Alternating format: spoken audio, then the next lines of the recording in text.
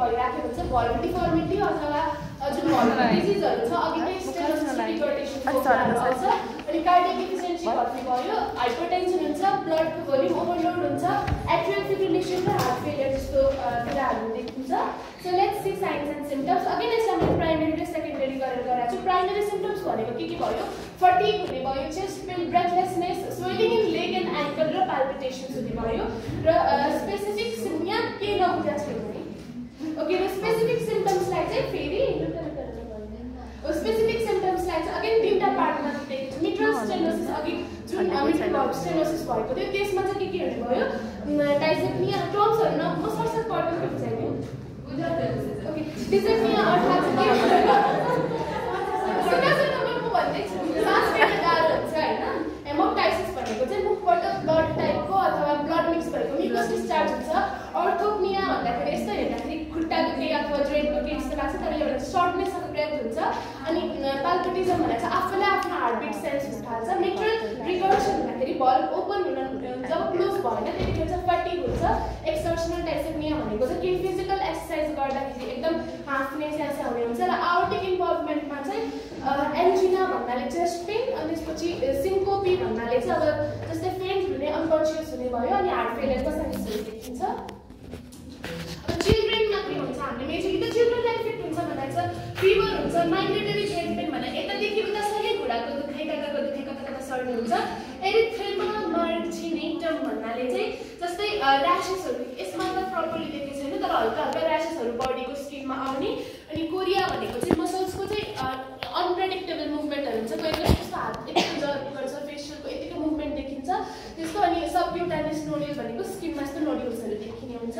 So अब diagnosis and इन्भेस्टिगेसनमा जाउँ डायग्नोसिसको लागि चाहिँ फर्स्टमा छ इकोकार्डियोग्राफी भन्ने चाहिँ एउटा डिभाइस हुन्छ मोनिटर हुन्छ अनि हार्टलाई स्क्यान गर्ने डिभाइस हुन्छ त्यसले चाहिँ के हुन्छ त्यसले गर्दा चाहिँ हार्टको कति ठिक छ होइन त्यसको लिफ्लेट कति ठिक छ अनि त्यसको रेस्ट्रिक्सन मोसन्सहरू कतिको भइरहेको छ अनि त्यस्तै अब स्टेनोसिस रिभर्सनहरू भइरहेको छ कि नै त्यो चेक हुन्छ अनि इलेक्ट्रोकार्डियोग्राममा चाहिँ जस्तै कि इसिजी जुन हामीले पढाएको थियो फर्स्ट इयरमा त्यो गर्दाखेरि चाहिँ फिब्रिलेसन्स अथवा एबनर्मल हार्टको रिदम भइरहेको छ कि नै त्यो थाहा हुन्छ अनि त्यसपछि हार्टले चाहिँ हार्ट कन्डक्सनको लागि ढिलो भइरहेको छ कि नै त्यो थाहा हुन्छ अनि चेस्ट एक्सरेको लागि चाहिँ जस्तै चेस्ट एक्सरे गऱ्यो भने चाहिँ हामीले के थाहा हुन्छ कार्डियोमेगाली अनि पल्मोनरी कन्डिसन्सहरू गर्छ कि नै त्यो थाहा हुन्छ अब एएसओ टाइटर भन्ने चाहिँ यो भनेको चाहिँ एउटा ब्लड टेस्ट हो जहाँ चाहिँ कि एन्टिबडिजहरू हुन्छ होइन अब एन्टिबडिज धेरै भयो भने इन्फेक्सन हुन्छ भनेर त्यो डिटेक्ट हुन्छ सो आरएचटीको चाहिँ मतलब डायग्नोसिस हुन्छ अनि थ्रोट कल्चर र ऱ्यापिड स्ट्रेट टेस्ट भन्दाखेरि चाहिँ अब त्यही हुन्छ जिएसको इन्फेक्सन थ्रोटमा छ कि नै त्यो थ्रोटको जुन म्युकस कल्चर गरेर थाहा हुन्छ एन्ड फाइनली ब्लड टेस्टमा चाहिँ इएसआर सिपिआर लेभलहरू थाहा हुन्छ प्रिभेन्सन एन्ड ट्रिटमेन्ट अब फेरि यसलाई चाहिँ हामी प्रिभेन्टिभ मेजर हेरौँ न थेराप्युटिक होइन प्रिभेन्टिभ गर्नको लागि प्रिभेन्सनको लागि चाहिँ जुन छ primary secondary primordial primary secondary र टर्सियरी छ फर्स्टमा प्राइमरी प्रिभेन्सन प्राइमोडियल प्रिभेन्सन यसमा चाहिँ majorly awareness education public health measures अब यस प्राइमोडियल प्रिभेन्सन किन गरिन्छ भन्दाखेरि यसको गोल भनेको चाहिँ जस्तै एआरएफ अगाडि लाग्न नै नदिन भनेर त्यो रिजनले चाहिँ हामी प्राइमोडियल प्रिभेन्सनको मेजर्सहरू फलो गर्छौँ डिफ्रेन्ट काइन्ड अफ अवेरनेस गर्न सक्यो एजुकेसन दिन सक्यो पब्लिक हेल्थ मेजरहरू अनि यो चाहिँ दुईवटा लेभलमा गरिन्छ एउटा चाहिँ हामीले घरको लेभलमा गर्न सक्यो अर्को लोकल लेभल भने साधारण जनतालाई दिन सक्यौँ अर्को हुन्छ हामीसँग प्राइमरी प्रिभेन्सन अगेन यसको गोल भनेको चाहिँ एआरएफको जुन इनिसियल अकरेन्स छ त्यसलाई रोक्नको लागि होइन दिन्छ अनि यसमा चाहिँ फर्स्टमा चाहिँ लाइफ लङ फलोअप गर्ने कुराहरू छ जस्तै लाइफस्टाइलको यस्तो टाइपको लाइफस्टाइल हुनु पऱ्यो अनि डाइटमा चाहिँ लो सोडियम हुनु पऱ्यो एडिक्वेट हाइड्रेसन मेजरली हार्टलाई बेनिफिट हुने डाइट र लाइफस्टाइल फलो गर्नु पऱ्यो न सेकेन्डरी प्रिभेन्सन यो किन गरिन्छ यसको गोल के छ भन्दाखेरि पहिला नै जस्तै लागिसकेको छ सर्टेन यस्तो सिम्पटम्सहरू देखेको छ भने त्यसलाई अब फर्दर आरएसडीको रिअकरेन्स रोक्नको लागि र आरएसडीको प्रोग्रेसन रोक्नको लागि यो सेकेन्डरी प्रिभेन्सन दिन्छ अब यसको लागि चाहिँ लङ टर्म प्रोफाइल्याक्टिक एन्टिबायोटिक्सहरू दिइन्छ जस्तै भयो बेन्जाथ्रिन पेनिसिलिन जी एभ्री डे चाहिँ 3-4 हप्तासम्म दिइन्छ इन्ट्रामस्कुलर यो चाहिँ ओरली खाइँदैन आइभीको थ्रुबाट दिइन्छ आइएमको थ्रुबाट दिइन्छ अनि रेगुलर फलोअप गर्ने अनि पेसेन्टलाई चाहिँ यो जुन ट्रिटमेन्ट दबाईहरूको छ ट्रिटमेन्टहरूको छ त्यसको बारेमा एडुकेट गराउने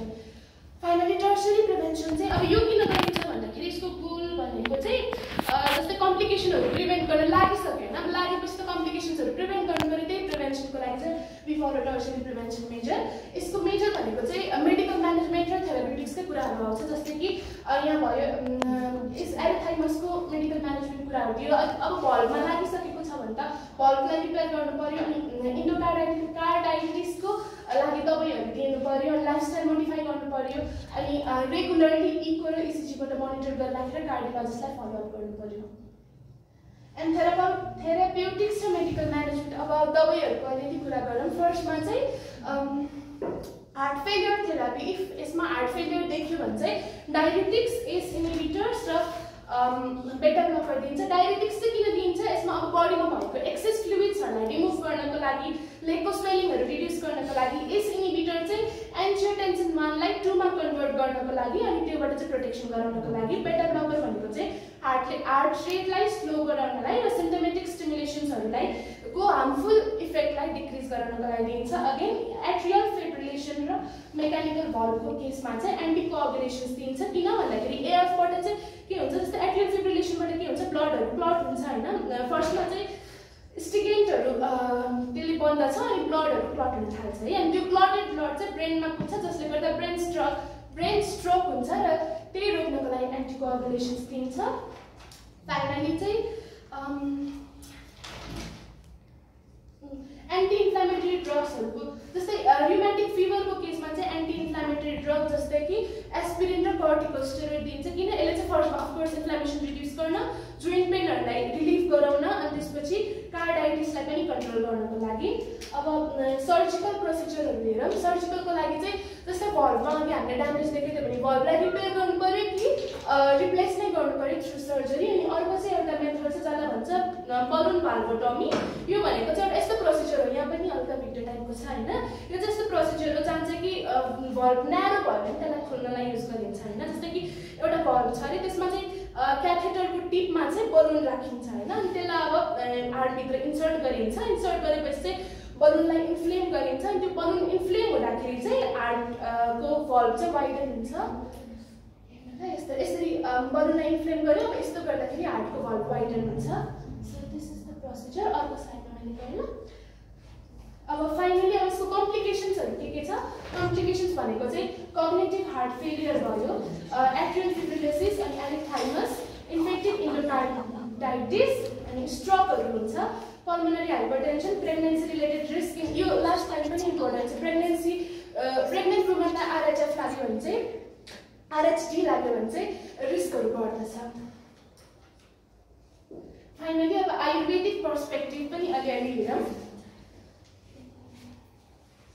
सो आयुर्वेदमा चाहिँ आरएचडीको टिपिकल्ली र्युमेटिक हार्ट डिजिज नै भनेर चाहिँ छैन, तर हृदय रोग भनेर त्यही ब्रोड टर्ममा सबै कुरालाई समावेश गरिएको छ। अब जस्तै भाइब्रेसन अफ वात र कफदोष भाइटेट भयो भने चाहिँ हृदयमा अफेक्ट हुन्छ भन्ने कुराहरू छ। अनि त्यसपछि अब मधुमेह र आमावात होइन, आमावातलाई चाहिँ रिमेटिक कन्डिसन भनिन्छ, रिमेटिक हार्ट डिजिज चाहिँ होइन। ओके, सो मधुमेह र आमावातको ओभरल्यापले गर्दा पनि प्याथोजेनेसिस हुन्छ। किन भन्दाखेरि फर्स्टमा त यस्तो गर्दाखेरि अग्निमन्द हुन्छ,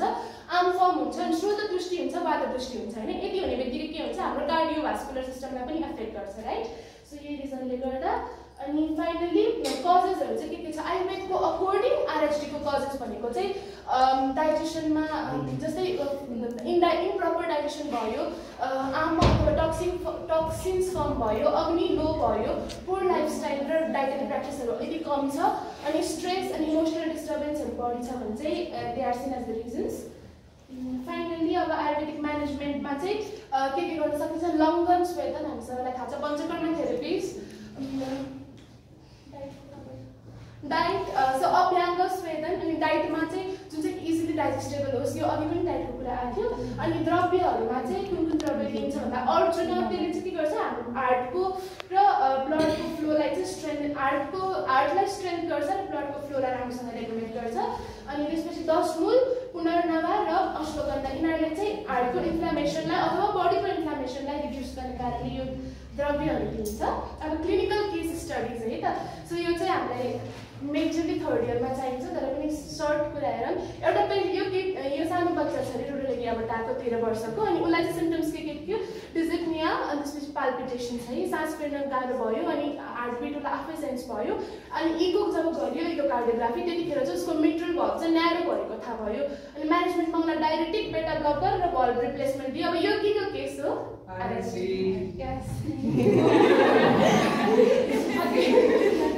अगेन अब यो केस 2 छ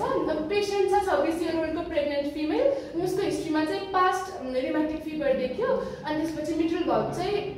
क्लोज नभएको देख्यो अनि त्यसपछि त्यस्तो केसमा चाहिँ अब उसलाई म्यानेजमेन्टको लागि चाहिँ के भने उसलाई कार्डियोकोमा रिफर गरिदियो अनि त्यसपछि अब्स्टेटिक केयर गर भने आउटफुल चाहिँ राम्रोसँग हेल्दी बेबी भयो again this is the case of RHD so summary सर्टवाला समरी हेरौँ आरएचडी चाहिँ लार्जली प्रिभेन्टेबल छ सो हामी यति भन्दाखेरि ला आरएचडी लाग्ने हो कि डर लाग्छ नि त so it is largely preventable just हामीलाई चाहिने भनेको अवेरनेस हेल्थ केयर र हाइजिन हो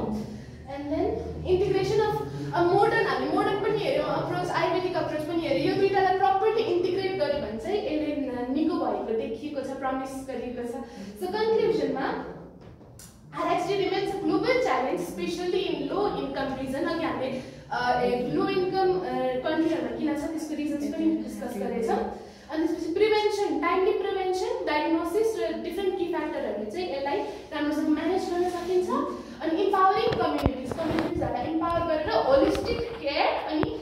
राम्रोसँग यसलाई म्यानेज गर्यो भने चाहिँ हाम्रो आउटकमहरू इम्प्रुभ देखिन्छ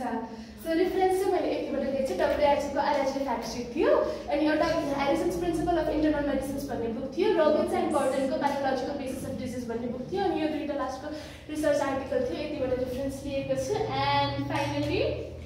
थ्याङ्क यू